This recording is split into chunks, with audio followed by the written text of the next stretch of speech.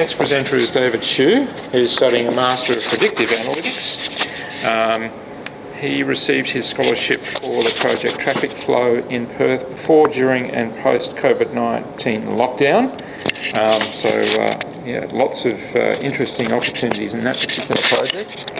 This particular project is supervised by Dr. Zaung from the Faculty of Business and Law, and this particular project scholarship has been supported by the Curtin HIVE and the Faculty of Business and Law. So, Dave? Thank you, Andrew. Hello, everyone. My project is traffic flow in Perth before, during, and post-COVID lockdown.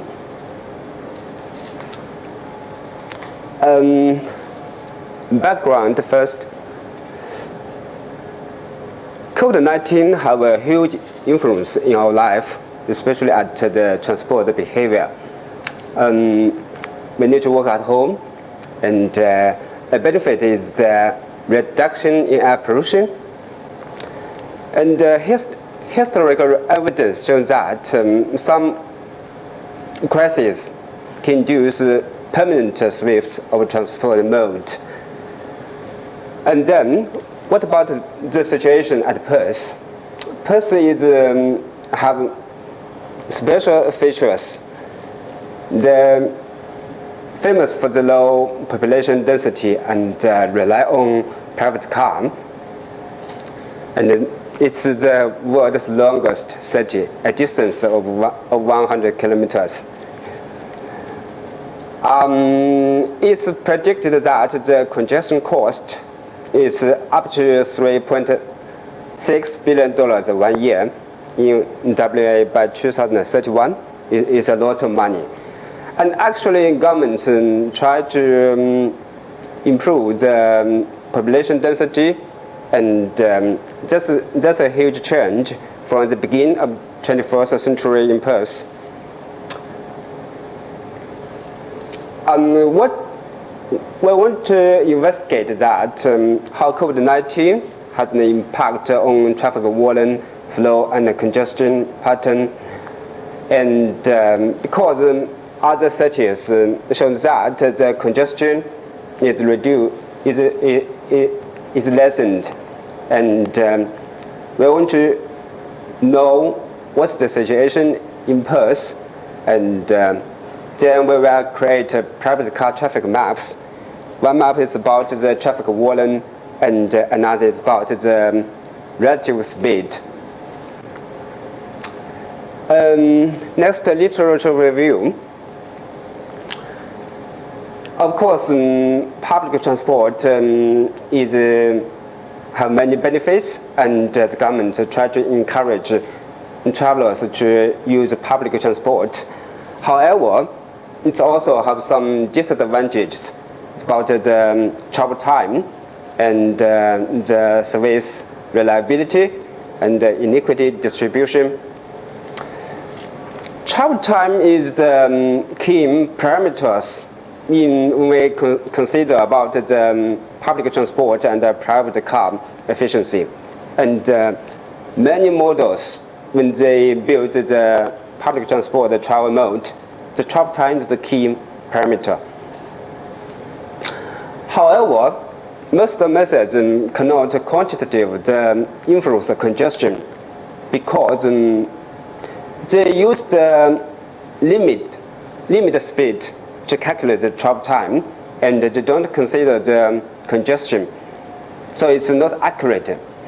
Some researchers use the average speed from a sample real travel data, but it's not a whole data, it's just a sample.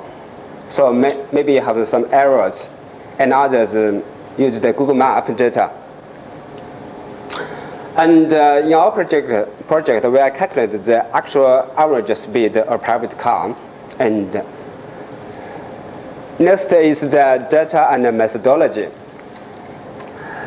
The data is from the main road WA, and we have 3 tables. One is the road link data, and here we have the link length And the average limit speed, this is the average limit speed. And we use these features. And next is the traffic data. And volume. The volume is the we used to build the volume map and the travel time. The travel time, we use the travel time and the link length to calculate the actual speed, and then use the actual speed to compare with the speed limit to calculate the relative speed. This is M-Link's road network, is the basic network. Next, data processing. We use the geographical information system, and ArcGIS is needed license, and the QGIS is the open source. We use Python to write Python script, and the SuperUI to extract data. And then we create new neural networks because we have new features, and do some data transformation, different types of data, JSON, CSV, and transfer to shapefile data for the ArcGIS. And then add the traffic data to the neural networks. Next method. We will visualize the monthly public transport and the private car data.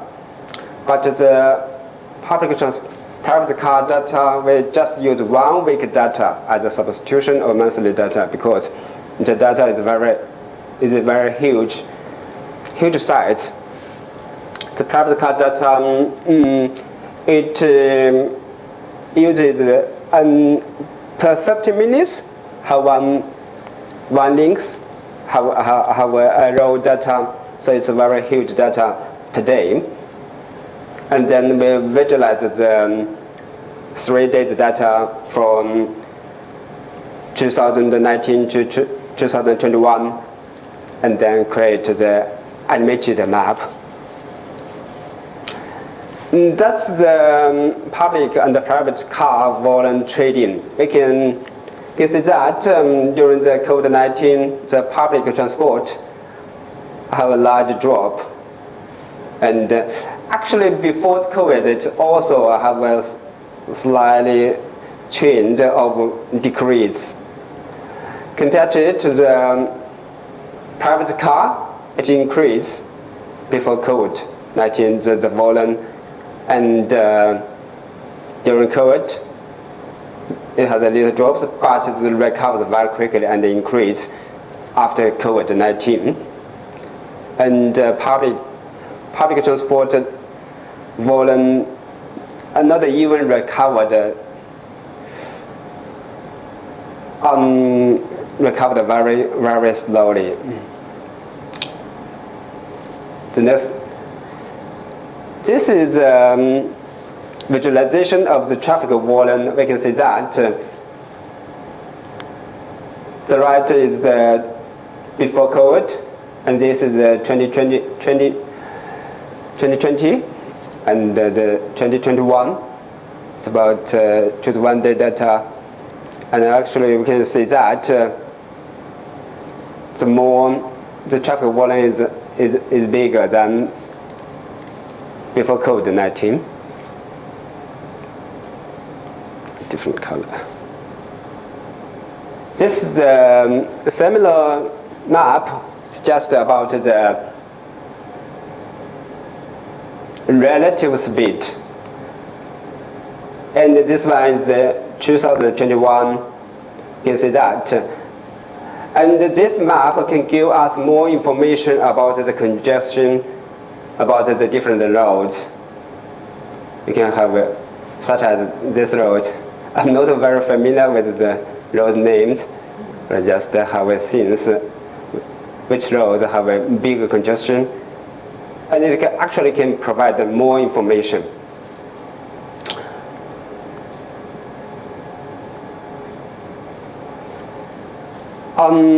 We can say that the public and the private car volume trend Actually, people switch from public transport to private cars, and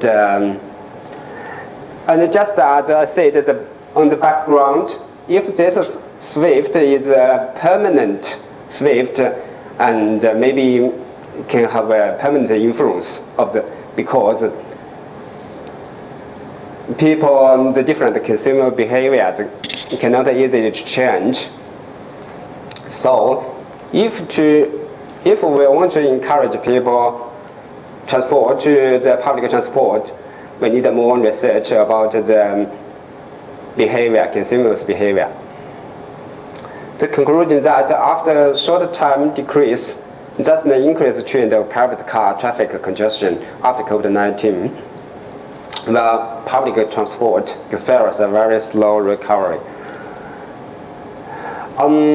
Project limit, because the data, private car data is a very huge size. It's not easy to deal with, so we just choose 1 day. And actually, I also built a one week map, not shown here. And another problem is that we don't have the latest data after the lockdown at 2022. Maybe we can add it later. And another problem is that we don't have the public transport volume, and so we can't compare it. Maybe we can later build a public transit index to compare the volume pattern. So, and one advantage is that we have the actual speed, so we can calculate. Actually, we can calculate the real travel time more accurate from one point to another point. Maybe this is the future work. I acknowledge Dr. Noor. She helps me a lot and gave me this good chance to have to do this project. And thank you, Wesley, and thank you, Kali and Curtin, how other staffs. Oh, thank you.